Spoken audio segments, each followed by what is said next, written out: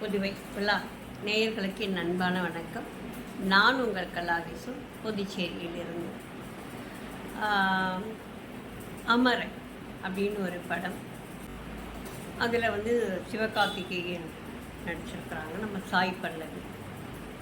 சாய் பல்லவியோட அந்த சிரிப்பு வெளியே ரொம்ப அழகாக இருக்கு.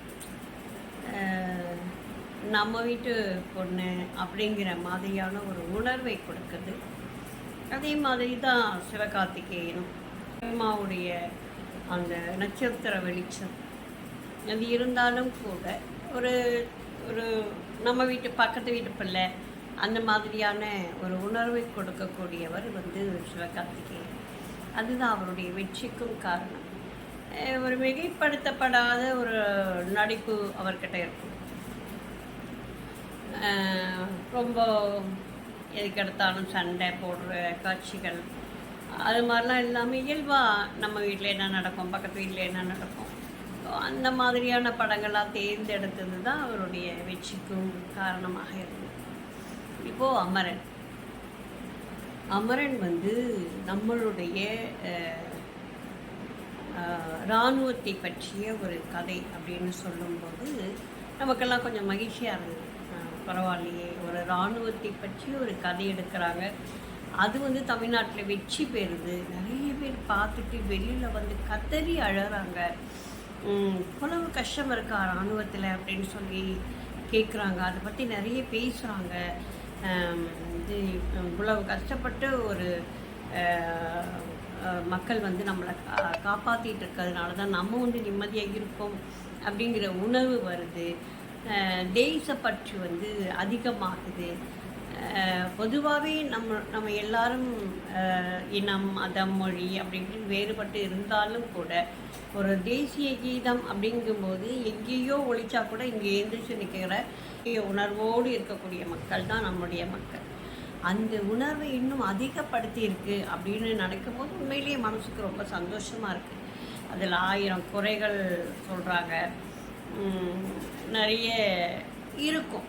ஒரு பயோகிராஃபின்னு எடுக்கும்போது முழுசாக வெறும் பயோகிராஃபி அப்படின்னு எடுத்தோம்னா அது நல்லா இருக்காது, கொஞ்சம் ட்ரையாக இருக்கும். அப்படிங்கிறதுக்காகவே சில விஷயங்களை அதில் சினிமா துறைக்காக சேர்ப்பாங்க. சில விஷயங்கள் இவங்களுக்கு தெரியாமல் போகும், அதை அதில் இணைக்க மாட்டாங்க. அது சம்மந்தப்பட்டவங்க அதை சொல்லும்போது சரி இப்படி இருக்கா அப்படின்னு தோணும். இதெல்லாம் இருக்கத்தான் செய்யும்.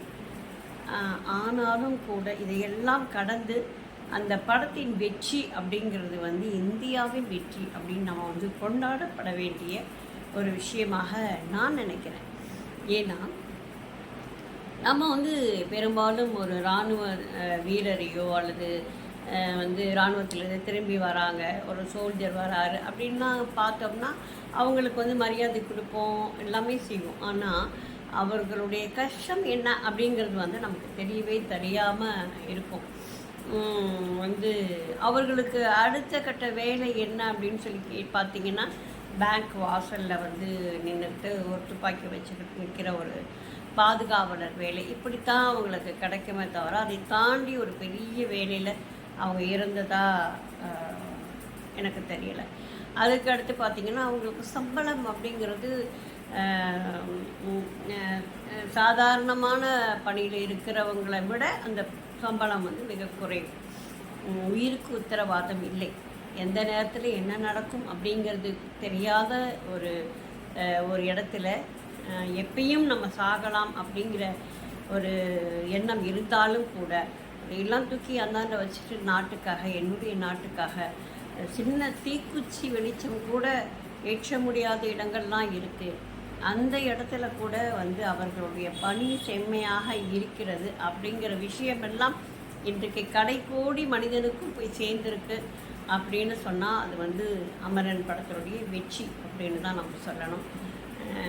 சிவகார்த்திகேயன் அவர்களுடைய நடிப்பிலையும் சாய் பல்லவி அவருடைய நடிப்பிலும் இந்த படம் ஒரு உயிர் பெற்ற ஒரு ஓவியமாக, ஒரு அழகு ததும்பும் ஒரு விஷயமாக முகுந்தன் அவர்களுடைய வாழ்க்கையை எடுத்துகிட்டு நம்மக்கிட்ட கொடுத்துருக்காங்க. இது மாதிரி நிறைய முகுந்தன்கள் இருந்திருக்கலாம். இது மாதிரியான நிறைய பேர் வந்து தன்னோட இன்னுயிரை இந்த நாட்டுக்காக கொடுத்துருப்பாங்க.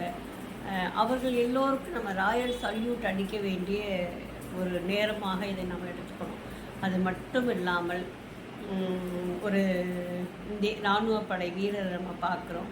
அவர் வந்து ஒரு கையையோ ஒரு காலையோ இழந்துட்டு வந்திருக்கலாம், அல்லது வந்து ஓய்வு எடுத்து பணி நிறைவடைந்து இங்கே வந்திருக்கலாம். இப்படி இருக்கின்றவர்களை நம்ம வந்து ஒரு மரியாதையோடு அவங்கக்கிட்ட வந்து நம்ம பேசணும். அவர்களுடைய வாழ்க்கையை வந்து நம்ம வந்து நம்மளுடைய குழந்தைகளுக்கு சொல்லணும், கேட்க வைக்கணும். நம்ம குழந்தைங்கள அவங்கக்கிட்ட சந்திக்க வைக்கணும். ஒரு திரைப்படத்தில் எடுத்தால் தான் மரியாதை அப்படிங்கிற மாதிரி இல்லாமல், நம்ம சக மனிதனாக ஒரு இராணுவப்படை வீரர் இருக்கிறார் இராணுவ வீரர் இருக்கிறார் அப்படின்னு சொன்னால் அவருக்கான மரியாதை கொடுக்கணும். அங்கே எப்படிலாம் என்னென்ன நடந்தது எங்களுக்கு சொல்லுங்கள் அப்படின்னு சொல்லிட்டு அவங்களுடைய வரலாறை நாம் தெரிஞ்சுக்கணும். தெரிஞ்சுக்கிட்டு அவர்களுக்கான உரிய அங்கீகாரத்தை நம்ம கொடுக்கணும் அப்படிங்கிறது தான் என்னுடைய வேண்டுகோள். நன்றி, வணக்கம்.